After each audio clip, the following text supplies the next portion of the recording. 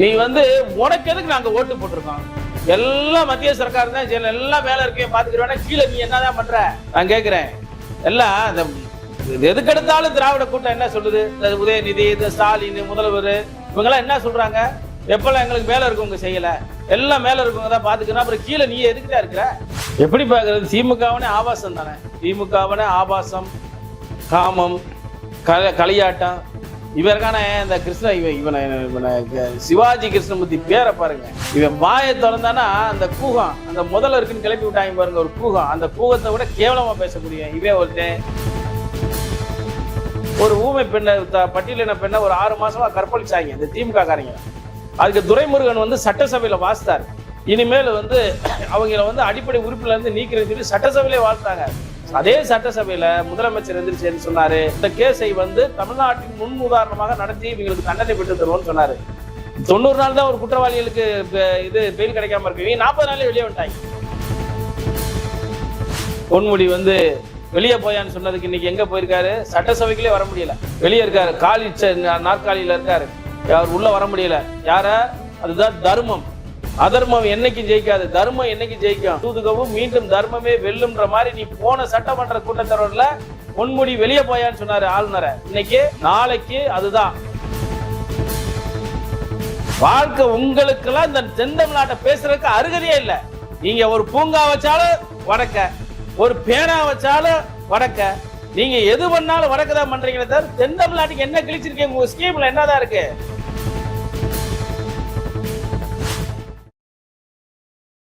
முதல்வர் ஸ்டாலின் அவர்கள் சட்டசபையில் பார்த்தீங்கன்னா தெற்கு வளர்கிறது, வடக்கு வாரி வழங்குகிறதுன்ற மாதிரி ஒரு சொல்லியிருக்காங்க. இதை பார்த்து எப்படிங்க பார்க்குறீங்க? ஆமா, இவங்க தானே 1967 இருந்து நீங்க தானே இருக்கீங்க, ஆட்சி வந்தீங்க, முதல் ஆட்சி அமைச்சிங்க. அப்ப இருந்துமே இந்த தென் தமிழ்நாடு என்ன பாலாறு தேனாறு ஓடிச்சா? அப்ப இருக்க கருவலை காடு தான் இப்ப இருக்கு. அப்ப இருக்கக்கூடிய சாதி சண்டை தான் இப்ப இருக்கு. இப்ப எங்களை மாதிரி ஆளுங்க சாதி சண்டையை குறைச்சி வச்சிருக்கோம். எல்லா சமுதாயத்தையும் ஒண்ணுன்னு சொல்லி பேசி சாதி சண்டை இல்லாம இன்னைக்கு உலக முதலீட்டாளர்ல நீ தானே இப்ப சென்ட்ரல் கவர்மெண்ட் செய்யலன்னே வச்சுக்கிருவான். உலக முதலீட்டாளர் மாநாடு பண்ணீங்கல்ல, தெற்க என்ன பண்ணீங்க? உங்க அரசாங்கம் என்ன பண்ணுச்சு? எத்தனை தொழிற்சாலை இங்க கொண்டு வந்திருக்கீங்க? நீ தெற்க பத்தி எல்லாம் கவலைப்படுறதுக்கு உங்களுக்கு அருகதையே கிடையாது. ஏன்னா நாங்கெல்லாம் பாவப்பட்ட மக்கள், தென் தமிழ்நாட்டில் வாழக்கூடியவங்க பாவப்பட்ட மக்கள். வாழ்வாதாரம் இல்லாம பூரா அடிமைகளா, சொந்த நாட்டுல அடிமைகளா, கொத்தடிமைகளா நாங்க வேலை பார்த்துட்டு இருக்கோம். சென்னையிலயும், கோயம்புத்தூர்லயும், ஈரோட்லயும், திருப்பூர்லயும் போய் இந்த தென் தமிழ்நாட்டுக்காரங்க பூரா கொத்தடிமைகளா வேலை பார்க்கிறோம். நீ தெற்க நீங்க நீங்க 67 ஆட்சிக்கு வந்ததுல இருந்து இப்ப வரைக்கும் நீங்க தானே இங்க பிடிங்கி தள்ளுறீங்க. என்ன அந்த நாட்டுக்கு கிழிச்சிட்டீங்க? முதலீட்டாளர்கள் கூட ஒருத்தனை கூப்பிட்டு கன்வெர்ஸ் பண்ணி தென் தமிழ்நாட்டுல ஒரு இண்டஸ்ட்ரி ஆரம்பின்னு சொல்றதுக்கு கூட துப்பு இல்ல. மறுபடியும் அங்கிட்ட கொங்கு மண்டலம், டெல்டா மண்டலம் இங்கிட்டு தான் போறீங்க, வடக்க தான் போறீங்க. தெற்க என்னைக்கு வாழ்ந்துருக்கு? இன்ன வரைக்கும் உங்க ஆட்சியிலையும் வாழல, எந்த ஆட்சியிலையும் நாங்க வாழல. இதுல KKSSR வேற சொல்லிட்டாரு, முத்துராமலிங்க தேவர் இங்க எம்எல்ஏ இருந்ததுனாலதான் இங்க எந்த வளர்ச்சி திட்டமும் வரலன்னு வேற அந்த சார் அவர் பங்குக்கு. அந்த சாருக்கு சொல்றேன், நீங்க தான் ஆட்சிக்கு வந்திருக்கீங்களா? உங்க ஆட்சியில நான் சேனாறு பாலாறுமா ஓடிச்சு? வாழ்க்கை உங்களுக்கு எல்லாம் இந்த தென் தமிழ்நாட்டை பேசுறதுக்கு அருகதையே இல்லை. நீங்க ஒரு பூங்கா வச்சாலும் வடக்க, ஒரு பேனா வச்சாலும் வடக்க, நீங்க எது பண்ணாலும் வடக்க தான் பண்றீங்களே தவிர தென் தமிழ்நாட்டுக்கு என்ன கிழிச்சிருக்கீங்க? உங்க ஸ்கீம்ல என்னதான் இருக்கு? குண்டாறு திட்டம் இன்ன வரைக்கும் இருக்கு, கிடப்புல கிடக்கு. குண்டாறு திட்டம் கிடக்கு. கங்கை காவேரி கூட்டு திட்டம் ஒண்ணும் இல்ல. கிழக்கு கடற்கரை சொன்னீங்க, அது ஒரு வேலை நடக்கல. என்ன நீங்க கிழிச்சு தள்ளிட்டீங்க? நீங்க மத்திய அரசாங்கத்துக்கு குறை சொல்ல போயிட்டீங்க. சிவகங்கை தொகுதியில் காங்கிரஸ் MP கார்த்திக் சிதம்பரத்துக்கு உள்கட்சியிலே சீட்டு கொடுக்க கூடாதுன்னு தீர்மானம் போட்டிருக்காங்க. இதை எப்படி பாக்குறீங்க? கார்த்திக் சிதம்பரம் ஒரு நல்ல மனிதர், என்னை பொறுத்த அளவுக்கு தர்மநாயகமா பேசக்கூடியவர். அவங்க அப்பா மாதிரி இல்லை, அவங்க அம்மா மாதிரி அவர். ஏன்னா நீட்டுக்கு அவங்க தான் வழக்கறிஞர், அவங்க தான் நீட்டு ரொம்ப மஸ்ட்ன்னு பேசக்கூடியவங்க. நீட்டு இந்தியா முழுவதும் நீட் இருக்கல, இவங்க இந்த நீட் ரகசியம் சொல்லி இந்த மாணவர்களை பூரா தற்கொலைக்கு கொண்டு போய் தூண்டி தள்ள விடுறாங்க பாருங்க. இதுக்கெல்லாம் கடுமையா எதிர்க்கக்கூடிய ஒரு நல்ல மனிதர் கார்த்திக் சிதம்பரம். நான் அவரோட இன்டர்வியூலாம் பார்த்திருக்கேன். அவர் உண்மைக்கே ஒரு நல்ல பாரத பிரதமர் நரேந்திர மோடி, ஏன்னா உலகம் ஃபுல்லா சுத்தி பார்க்கக்கூடிய ஒரு நபர் அவர் தான் உலகம் ஃபுல்லா உயர்த்து பார்க்கக்கூடிய ஒரு தலைவராக பாரத பிரதமர் நரேந்திர மோடி இருக்கிறாருன்னு சொல்லி எல்லா இடத்துலையும் அவர் பதிவு பண்றாரு. ஏன்னா அறிஞர் அண்ணா சொன்னார், மாற்றான் தோட்டத்து மல்லிகை என்றாலும் மணக்கும்னு. ஒரு நல்ல விஷயங்கள் எங்க இருந்தாலும் ஏற்றுக்கொள்ளக்கூடிய மனப்பக்குவம் உள்ளவர் கார்த்திக் சிதம்பரம். ஆனா அவரு நல்லது பேசுறாருல, நல்லது பேசுறவருக்கு என்றைக்குமே எதிர்ப்பு தான் இருக்கும். நல்லது பேசி சமத்துவம் பேசக்கூடியவங்களுக்கு, நல்லது பேசக்கூடியவங்க நல்லாட்சி கொடுக்குறாங்கன்னு மோடியை சொன்னா இவங்க எதிர்ப்பு தெரிவிக்க தான் செய்வாங்க. ஆனா என்ன பொறுத்த அளவுக்கு கார்த்திக் சிதம்பரத்துக்கு அந்த தொகுதியில நல்ல பேர் இருக்கு. அவர் கொடுத்தாலும் அவர் கொடுக்காட்டினாலும் பாஜகவில் எங்களை மாதிரி ஆளுக சொல்லி அவருக்கு சீட் வாங்கி கொடுப்போம். அவரை நிப்பாட்டுவோம். ஏன்னா அவர் ஒரு தேசியவாதி. அவங்க அப்பா ஒரு சிதம்பரம் ஒரு சரியில்லாத ஒரு மனிதரா இருந்தாலும் கூட சந்தர்ப்ப சூழ்நிலைக்காக வாழக்கூடியவர் அவங்க அப்பா கார்த்திக் சிதம்பரம். ஆனா இந்த அவங்க சிதம்பரம் அவர்கள் கார்த்திகை பொறுத்த அளவுக்கு ஒரு நடுநிலையான ஒரு மனிதர். அதனால அவருக்கு உள்கட்சி பூசல்லாம் பார்க்க மாட்டாங்க. அவருக்கே சீட்டே கொடுக்குறாலும் பாஜகவே சீட்டு கொடுக்கறதுக்கு ஒரு ஏற்பாடு நடந்துகிட்டு இருக்கு. அரசியல நேர்மையா இருந்தா சீட்டு கொடுக்க மாட்டாங்க. அரசியல்ல எப்பயுமே நேர்மைக்கு மரியாதை கிடையாது. ஆனா பாஜகவுல உண்டு, பாஜக கூட்டணியில உண்டு. திமுக கூட்டணியில என்னுடைய சகோதரர் தோழர் திருமாவளவன் சொன்னார் பாருங்க, ஒரு நபருக்கு 10 வழக்கு வேணும், அப்படி அடிதடி கட்ட பஞ்சாயத்து குல விளக்கு அப்படிலாம் இருக்கிறவங்களுக்கு தான் சீட்டு கொடுப்பாங்க அந்த கூட்டணியில. ஆனா இங்க அப்படியெல்லாம் கிடையாது. இந்த கூட்டணி தேசிய ஜனநாயக கூட்டணி, ஜனநாயகம் இருக்கக்கூடிய ஒரே கூட்டணி பாரதிய ஜனதா கட்சி கூட்டணி. கார்த்திக் சிதம்பரத்துக்கு காங்கிரஸ்ல சீட்டு தரலன்னா பாஜகவில் சீட்டு கொடுப்போம். வரக்கூடிய நாடாளுமன்ற தேர்தலில் அதிமுக தென் மாவட்டத்தில் முக்கூத்தூர் தொகுதியில் எப்படி சமாளிக்க போறாங்கன்னு நினைக்கிறீங்க? இல்ல, தென் மாவட்டங்களை பொறுத்த அளவுக்கு முழுக்க முழுக்க முக்குளத்தூர் சமூகம் தாண்டி எல்லா சமூகமே பாரத பிரதமர் நரேந்திர மோடி அவர்கள் வரணும்ன்ற ஒரு விழிப்போடு இருக்கிறாங்க. பட்டி தொட்டி முழுக்க பாமரன் முதற்கொண்டு நாங்க எல்லா மாவட்டத்தையும் எல்லா கிராமங்களையும் நாங்க சுத்தி வர்றதுனால பாரத பிரதமர் நரேந்திர மோடியினுடைய நல்லாட்சி மீண்டும் வர வேண்டும் என்பதுல மக்கள் திண்ணமா இருக்கிறாங்க. அதனால இதுல இந்த சமுதாயம், சாதி, கட்சி இதெல்லாம் அடிபட்டுரும். ஒற்றை இலக்கு பாரத பிரதமர் நரேந்திர மோடி, மீண்டும் மோடி, வேண்டும் மோடின்ற ஒரே கோஷம் தான் தென் தமிழ்நாடு முழுவதும் ஒலிக்கிறது. அது கண்டிப்பான முறையில பாரத பிரதமர் நரேந்திர மோடியோட நல்லாட்சியை விரும்புறாங்க மக்கள். அதனால எல்லா சமுதாய மக்களும் நரேந்திர மோடிக்கு வாக்களிக்க தயாரா இருக்கிறாங்க. சென்னை தென் மாவட்ட பகுதியில் 1 பைசா கூட நிதி வழங்கலன்னு சொல்லி மலைக்கு நிதி வழங்கலன்னு சொல்லி கனிமொழி கூறிட்டாங்க. ஆனா உதயநிதி நடிகர் சங்கத்துக்கு 1 கோடி ரூபா கொடுத்துருக்காரு. இதை எப்படி பாக்குறீங்க? உதயநிதி ஸ்டாலின் அவங்க சொல்றாருல, எல்லாமே அவங்க பணத்தை எடுத்து யாருக்கும் கொடுக்கறது இல்ல. வழியில கிடக்கிற தேங்காய் எடுத்து வழி பிள்ளையார் உடைக்கிற கூட்டம் தான் இந்த திராவிட கூட்டங்கள். நீ உனக்கு எதுக்கு நாங்க ஓட்டு போட்டிருக்கோம்? எல்லாம் மத்திய சர்க்கார் தான் செய்யல, எல்லாம் மேல இருக்கேன் பாத்துக்கிறேன்னா கீழே நீ என்னதான் பண்ற? நான் கேட்கிறேன். எல்லாம் இந்த எதுக்கு எடுத்தாலும் திராவிட கூட்டம் என்ன சொல்லுது? உதயநிதி, இந்த ஸ்டாலின், முதல்வர் இவங்கெல்லாம் என்ன சொல்றாங்க? எப்பெல்லாம் எங்களுக்கு மேல இருக்கவங்க செய்யல, எல்லாம் மேல இருக்கவங்க தான் பாத்துக்கணும். அப்புறம் கீழே நீ எதுக்குதான் இருக்கிற? எதுக்குதான் இருக்கீங்க நீங்க? எதுவுமே எல்லாம் மேல இருக்கேன் பாத்துக்கிறேன். அப்படி ஆட்சியை கழிச்சுட்டு போயிருங்க, கவர்னர் ஆட்சியை கொண்டு வந்துருவா, எல்லாம் மேல இருக்கவங்களே பாத்துக்குருவாங்க. ஆமா, கவர்னரை இன்னைக்கு அப்பாவு ஒரு பழம்பெரும் அரசியல்வாதி, அவர் ஒரு ஆளுநரை வச்சுக்கிட்டு என்ன சொல்லலாம்? சாவர்கர் வழி வந்தவங்க உங்களுக்கே இவ்வளவு இருந்துச்சுன்னா தமிழ்நாட்டில் எங்களுக்கு சுயமரியாதை எங்களுக்கு எவ்வளவு இருக்குன்னு பேசுறாரு. இதை கேட்டுட்டு தன்மானம் உள்ள ஒரு ஆளுநர் அங்க உட்காருவானா? அந்த சீட்ல உட்கார முடியுமா? அப்ப இந்த கூட்டங்கள்லாம் எப்பயுமே மத்திய அரசாங்கத்தை குறை சொல்லி நம்ம இங்கிட்ட ஏச்சிட்டு ஓடிக்கிட்டு இருக்கதா வேலை. அவர் ஒரு கணக்கு சொன்னார் பாருங்க, இளைஞரணி மாநாட்டுல. நம்ம 1 பைசா கொடுக்குறோம், 29 பைசா மத்திய அரசாங்கம் கொடுக்குதுன்னு. இது யார் நல்லதா கேட்டதா? நீ கொடுக்கறதே 1 பைசான்னு நீ ஒத்துக்கிற, ஆனா 29 காசு அவங்க தர்றாங்கன்னு நீ தான் சொல்றது. எது உண்மை? அப்ப உங்க ஆட்சி லட்சணம் உங்களுக்கு படிப்பறிவும் தெரியாது, பொது அறிவும் இல்ல, சொல் புத்தியும் இல்ல, சுய புத்தியும் இல்ல. ஏதோ லக்கில் அடிச்சு ஓட்டிக்கிட்டு இருக்கீங்க. ஓட்டுக்கு என்ன ஒரு 2 வருஷம் எல்லாம் ஒரு முடிவுக்கு வந்துடும். மத்திய அரசிடம் நிதி பெற எதிர்கட்சிகள் இணைந்து செயல்பட அழைப்பு விடுத்திருக்கார் ஸ்டாலின். என்ன பங்காளிகளா என்பதை நிரூபிப்பார்களா? நிதி இது மட்டும்தான். அவங்க அப்பா கருணாநிதி, இவர் உதயநிதி, இன்ப நிதி, இந்த நிதி வாங்குறதுல மட்டும்தான் இந்த கூட்டம் சரியா இருக்குமே தவிர, நீங்க இந்த காசை வாங்கி என்ன செஞ்சீங்க மக்களுக்கு? அதை முதல்ல சொல்லுங்க. யாரும் வெள்ள நிவாரணம் கொடுத்தாச்சு. நீங்க 37,000 கோடி எது கேட்கறீங்க? பாராளுமன்ற தேர்தலுக்கு கேட்கறீங்க. இந்த கணக்கை சொல்லி அந்த காசை வாங்கி நீங்க என்ன இங்க ஓட்டுக்கு காசு கொடுத்து ஓட்டு வாங்குறதுக்கு. இப்ப நாங்க செந்தில் பாலாஜி உள்ளதுக்கு போட்டாச்சு. அடுத்து பொன்முடி உள்ள போயிடுவாரு. அடுத்து எங்க அமைச்சர், மதுரை அமைச்சர் ஒருத்தர் போறாரு. அப்புறம் இந்த திருச்சுழி அமைச்சர் ஒருத்தர் போறாரு. வழக்க இந்த அதிகபட்சம் இந்த 1 மாசத்துல எல்லாரும் தொடச்சு எடுத்துருவான்.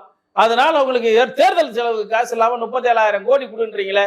இங்கதான் நிவாரணமே முடிஞ்சு போச்சு. எங்களை மாதிரி கட்சி சின்ன சின்ன கட்சிக்காரங்க கூட மக்களுக்கு உதவி பண்ணியிருக்கா. உன் கட்சி பண்டுல இருந்து எதுவும் கொடுக்கல. எதுனாலும் மேல இருக்கையும் பாத்துக்கிறீங்க, கீழே இருக்கு நீ எதுவும் பார்க்க மாட்டேன். அதனால எங்களை பொறுத்த அளவுக்கு உங்களுடைய திராவிட முன்னேற்ற கழகத்தினுடைய ஆட்சி முடிவுக்கு வரப்போகுது. நீங்க ஆடுகின்ற ஆட்டம் பேயாட்டம். இந்த பேயாட்டம் என்னை சீக்கிரம் ஓய போகுது. அதுக்காக நாங்கெல்லாம் காத்திருக்கோம். பட்டியல மக்கள் பாதுகாவலர் என்ன சொல்லும் விசிகா நேற்று இணைந்து ஆதவ் அர்ஜுனுக்கு பொது செயலர் பதவி கொடுப்பதற்கும் எம்பி சீட்டு கொடுப்பதாக தகவல் வருகிறது. விசிகா இந்த நிலைமைக்கு செல்ல என்ன காரணமா இருக்கும்? பணம் தான், வேற என்ன காரணம்? அவங்க யாருன்னா அந்த ஆதவ் அர்ஜுன் யாருன்னா மார்டினுடைய மருமையை நினைக்கிறேன். மார்டின்ல அந்த லாட்டரி திருட்டு லாட்டரி விற்கிறாங்க பாருங்க, அவங்களோட மருமக. இன்ன வரைக்கும் தமிழ்நாடு முழுவதும் லாட்டரி ரொம்ப அமோகமா ஓடிட்டு இருக்கு, அதுல எந்த மாற்று கருத்தும் இல்லை. அதுல அவங்க தான் திருச்சியில மாநாடு நடத்தினவங்க. 100 கோடி ரூபாய் செலவு பண்ணி மாநாடு நடத்தினது அவர் தான். ஆனா இவங்க என்ன சொல்றாங்க, நாங்க சமூக நீதி போராளி, இங்க நாங்க வந்து உழைக்கிறவனுக்கு தான் இங்க மரியாதை. எனக்கு தெரிஞ்சுங்க, மதுரையில பாண்டியராஜன் ஒருத்தர் இருந்தாருங்க. அவர் தான் போஸ்ட் கார்டு பாண்டியராஜன் சொல்லுவாங்க அவரை. அவர் என்ன செய்வார்னா, போஸ்ட் கார்டில் எழுதியே இந்த கட்சியை வளர்த்தவர். அவர் இறந்து போயிட்டாரு எனக்கு தெரிஞ்சவர். அவர் மனைவி கூட சுகந்தின்னு சொல்லி இங்க நாராயணபுரமோ ஐயர் பங்களாலையும் அங்கே இருக்கிறாங்க. அப்படிப்பட்டவர்களுக்கெல்லாம் இன்னும் ஒரு மாவட்ட செயலாளர் கூட அங்கீகாரம் இல்லை. எனக்கு தெரிஞ்ச என்னுடைய நண்பர் மாலின் ஒருத்தர் இருக்கிறாரு, அவருக்கு ஏதோ ஒரு மாவட்ட செயலாளர் பல ஆண்டுகளாக கேட்டுட்டு இருக்காரு, அவர் கொடுக்கல. ஆனா நேற்று நேரம் வந்தவனுக்கு எம்பி சீட்டு, மாநில பொதுச் செயலாளர், துணை பொதுச் செயலாளர் பொறுத்து கொடுக்குறாங்கன்னா பணம் தான். எங்கேயுமே வந்து ஜனநாயகம், உட்கட்சி ஜனநாயகம் இல்லை என்பது இது வெட்ட வெளிச்சமா இருக்கு. அந்த மார்டின் ஓனர் இப்ப கட்சியில சேர்ந்திருக்காரு பாருங்க, அவர் யாருன்னா சபரீசனுடைய ஆளு. சபரீசனுக்கு நெருங்கிய நண்பர். இப்ப சபரீசனுக்கும் ஸ்டாலின் குடும்பத்துக்கும் சின்ன டேர்ம்ஸ் சரியில்லை. ஆனா பாராளுமன்றத்துக்கு சீட்டு கொடுத்தாங்கன்னா, அப்ப திமுக கொடுக்க முடியா, விசிகாவோட செலவை பூரா ஏத்துக்கங்க, கட்சியில சேர்த்துக்கங்க. விசிகாவுக்கு ஒரு 4 சீட்டு கொடுக்குறோம், 3 சீட்டு கொடுக்குறோன்னு வச்சுக்கோங்க. அந்த பொது சீட்டு ஒரு சீட்டு கேட்கறாங்க. 3 தனி தொகுதி, ஒரு பொது தொகுதி கேட்டாரு, நான் இருக்கா? அதுல 2 தனி தொகுதி கொடுப்பாங்க, ஒரு பொது தொகுதி கொடுப்பாங்க. அந்த பொது தொகுதியில அந்த மார்டின் ஓனரை நிப்பாட்டுவாங்க. அவர் உதயசூரியன் சின்னத்துல நிப்பாரு, அவருக்கு ஒரு அங்கீகாரம் கிடைக்கும், உதயசூரியனுக்கு ஒரு பலமாயிரும். இதுக்காண்டிதான் இந்த வேலை, இந்த நாடகம்லாம் நடக்குது. பல ஆயிரம் கோடிகள் கைமாறி இருக்கு. 100 கோடி ரூபாய் செலவு பண்ணது முழுக்க அந்த மார்டின் ஓனர் தான் விடுதலை சிறுத்தை கட்சி மாநாட்டுக்கு. அது எல்லாருக்கும் தெரியும். அந்த பாமரன், அந்த கட்சியில இருக்க பாமரனுக்கு தெரியாதே தவிர அரசியல்வாதிகள் எல்லாத்துக்கும் தெரியும். அதனால வந்து சமூக நீதி எங்க இருக்கு? நேற்று நேரம் வந்தவங்களுக்கு ஒரு பொதுச் செயலாளர் எம்பி சீட்டு கொடுக்குறீங்க அப்படின்னா இதுல எங்க இருக்கு சமூக நீதி? உங்க கட்சியில, உங்க கட்சி பிரச்சனை, அது என்ன வேணாலும் பண்ணிட்டு போங்க. ஆனா நீங்க கேட்டதுக்காண்டி பதில் சொல்றேன், எல்லா கட்சிகளிலுமே ஒரு சுயநலம் கூட்டம் இருந்து கொண்டுதான் இருக்கிறது.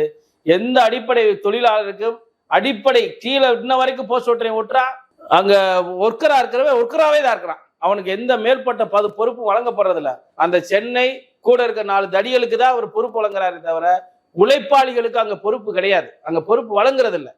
உறுப்பினர் கார்டு கூட கிடையாம அங்க வேலை பார்க்குறாங்க எல்லாரும். ஆனா என்னைக்காவது நம்ம தலைவர் நமக்கு வந்து ஒரு விமோசனத்தை ஏற்படுத்துவார்ன்ற ஒரு எண்ணத்துல அவங்க எல்லாம் இருக்கிறாங்க. ஆனா இவர் செஞ்ச இந்த காரியம் வெக்கி தலைகுனியக்கூடிய ஒரு வேலையை செஞ்சிருக்காங்க. இது முழுக்க சபரீசனுடைய ஏற்பாட்டின் பேரில் தான் இந்த வேலை நடக்கிறது. இவங்க 4 சீட்டு கேட்டிருக்காங்க, 2 தனி தொகுதி கொடுப்பாங்க. அந்த தனி தொகுதியிலும் இவங்க வந்து ஒரு சீட்ல திருமாவளவன் மட்டும் பானையோ இல்ல குடத்திலே நிப்பாரு, இன்னொருத்தர் உதயசூரியன் தான் நிப்பாரு. இந்த பொது தொகுதியில ஒரு சீட்டை வாங்கி அது உதயசூரியன் 2, உதயசூரியனை வலுப்படுத்துறதுக்காட்டி கூட்டணி தர்மத்தை இவங்க வலுப்படுத்துவாங்க. அதுக்காண்டி தான் இந்த வேலை. ஒரு சில மாதத்துக்கு முன்னாடி பார்த்தீங்கன்னா குஷ்புவை விமர்சிச்சு வந்து திமுக பேச்சாளர் ஒருத்தர் வந்து ஒதுக்கி வச்சிருந்தாங்க. இப்போ திரும்பி வந்து கட்சியில் அவங்க சேர்த்துருக்காங்க. இதை எப்படி பார்க்குறீங்க? எப்படி பார்க்கறது? திமுகவனே ஆபாசம் தானே. திமுகவனே ஆபாசம், காமம், களியாட்டம். இவருக்கான இந்த இவனை சிவாஜி கிருஷ்ணமூர்த்தி பேரை பாருங்க. இவன் வாயை திறந்தானா அந்த கூகம், அந்த முதல்ல இருக்குன்னு கிளப்பி விட்டாங்க பாருங்க, ஒரு கூகம். அந்த கூகத்தை விட கேவலமா பேசக்கூடிய இவன் ஒருத்தன், சைதை சாதிக்குன்னு ஒருத்தன். இவங்க எல்லாம் பெண்களை சமூக நீதி பேசுவாங்க, 33% இடஒதுக்கீடுவாங்க. ஆனா பொம்பளை பிள்ளைகளை காம பொருளா மட்டுமே பார்க்கக்கூடிய பிண்டங்கள் இவங்க. பெண்களா இருக்கட்டும், குஷ்பு அசிங்கமா கேவலமா பேசினா நடிகை குஷ்பு. நடிகைன்னா உன் குடும்பத்துல, திமுக குடும்பத்துல இருக்கவன் பூரா நடிகர் தான், பொம்பளை பூரா நடிகை தான். அப்ப நீ எல்லா பொம்பளையும் அப்படி பேசிட முடியுமா உன்னால? பொம்பளைன்னா உங்களுக்கு அவ்வளவு இலக்காரமா? பெண்கள்னா உங்களுக்கு அவ்வளவு கேவலமா? முதல்ல சிவாஜி கிருஷ்ணமூர்த்தி இவெல்லாம் வந்து போஸ்கோல உள்ளதில் இருக்கணும். முதல்ல பெண்களை இழிவுபார்க்க வீட்டு உள்ளவனை உள்ளதில் இருக்கணும். இந்த திராவிட மாடல் அதெல்லாம் செய்யாது. முதல்ல அவனுக்கு வந்து பதவி கொடுத்தது ஏற்கனவே இவங்க வந்து சிறுவில்லிபுத்தூர்ல சிவகாசியில ஒரு ஊமை பெண்ணை, பட்டியலின பெண்ணை ஒரு 6 மாசமா கற்பழிச்சாங்க இந்த திமுக காரங்க. அதுக்கு துரைமுருகன் வந்து சட்டசபையில வாசித்தார். இனிமேல் வந்து அவங்கள வந்து அடிப்படை உறுப்பில இருந்து நீக்கிறேன்னு சொல்லி சட்டசபையிலே வாழ்த்தாங்க. அதே சட்டசபையில முதலமைச்சர் எந்திரிச்சு சொன்னாரு, இந்த கேஸை வந்து தமிழ்நாட்டின் முன் உதாரணமாக நடத்தி இவங்களுக்கு தண்டனை பெற்று தருவோம்னு சொன்னாரு. 90 நாள் தான் ஒரு குற்றவாளிகளுக்கு இது பெயில் கிடைக்காம இருக்கு. இவங்க 40 நாளே வெளியே வந்துட்டாங்க. இதுதான் அவங்க லட்சணம். பெண் உரிமை, பெண் சமத்துவம், பெண்கள் விடுதலை, பொம்பளை இடுப்பு பிடிச்சி கிள்றது, இவங்க இவங்க இவங்க ஒரு அருவருப்பான ஒரு கூட்டம் தானே இந்த கூட்டம். அதனால இவங்க சேர்த்துக்கிறது நீக்கிறதெல்லாம் ஒரு சகஜமான ஒரு விஷயம். இதை பெருசா பேசணும்னு ஒண்ணும் இல்லை. இப்போ அப்பாவு பார்த்தீங்கன்னா சட்டசபையில் வந்து சபாநாயகர் இருக்காரு. ஆளுநர் வந்து ஒரு இதில் ஒரு இடத்துல வந்து ஒரு இன்சிடென்ட் நடந்துச்சு. இதை வந்து நீங்கள் எப்படி பார்க்குறீங்க? அது சட்டசபையில் அப்படி நடக்கலாமா? சட்டசபை மாண்புக்கு எதிராக வந்து தொடர்ந்து இந்த திராவிட கூட்டங்கள் தங்களுடைய ஊழலையும் தங்களுடைய இயலாமையும் தங்களுடைய செயல்பாட்டையும் மக்கள் தெரிஞ்சுக்கூட கூடாது என்பதற்காக திசை திருப்புகின்ற வேலையாக தொடர்ந்து ஆளுநரை வம்பிழுத்துக் கொண்டிருக்கக்கூடிய ஒரு வேலையை இந்த திராவிட கூட்டங்கள் தொடர்ந்து சட்டசபையிலே செய்து கொண்டிருக்கிறது. பொன்முடி வந்து வெளியே போயான்னு சொன்னதுக்கு இன்னைக்கு எங்க போயிருக்காரு? சட்டசபைக்குள்ளே வர முடியல, வெளியே இருக்காரு, காலி நாற்காலியில இருக்காரு, அவர் உள்ள வர முடியல. யார? அதுதான் தர்மம். அதர்மம் என்னைக்கு ஜெயிக்காது, தர்மம் என்னைக்கு ஜெயிக்கும்? தூதுகவும் மீண்டும் தர்மமே வெல்லும்ன்ற மாதிரி நீ போன சட்டமன்ற கூட்டத்தொடர்ல பொன்முடி வெளியே போயான்னு சொன்னாரு ஆளுநரை. இன்னைக்கு நாளைக்கு அதுதான், நாளைக்கு அப்பாவுக்கும் அவர்லாம் அரசியல்ல முதியவர், ஒரு பண்பாளர். என்னை பொறுத்த அளவுக்கு பழம்பெரும் அரசியல்வாதி. அவர் வந்து பேசுகின்ற விதங்கள்லாம் பாத்தீங்கன்னு வச்சுங்க, யாரையும் மட்டம் தட்டி பேசுறது. எதிர்கட்சி தலைவராக இருக்கட்டும், எதிர்கட்சியில் முன்னாள் அமைச்சர்களாக இருக்கட்டும், நேற்று கூட கிளாம்பாக்கத்திற்கு கேளம்பாக்கன்னு சொன்னது கூட ஒரு நக்கல் நையாண்டி. நம்ம நைனா நாயந்திரன் பாஜக சார்பில் இருந்து யாராவது எந்திரிச்சு பேசினாங்களா, இந்த பில்டப் பண்ணாதீங்க, இந்த பில்டப்லாம் வேணான்றது.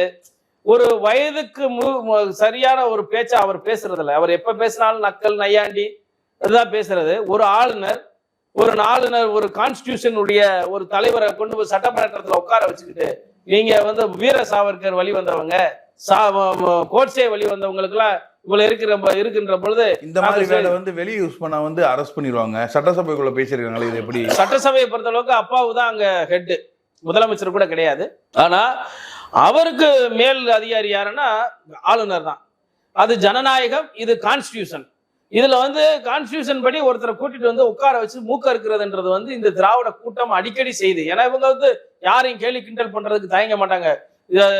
ஜீவானந்தம், கம்யூனிஸ்ட் கட்சி தோழர் ஜீவானந்தம், செகுட்டு ஜீவானந்தன்றது, அந்த யானை இந்த கருவாட்டுக்காரி மகன் காமராஜ்னு சொல்றது, எல்லாத்தையும் சைட்டு மேனிக்கு கேலி கிண்டல் அசிங்கப்படுத்துறதுல இந்த திராவிட கூட்டத்தை வந்து அடிச்சுக்கிற முடியாது.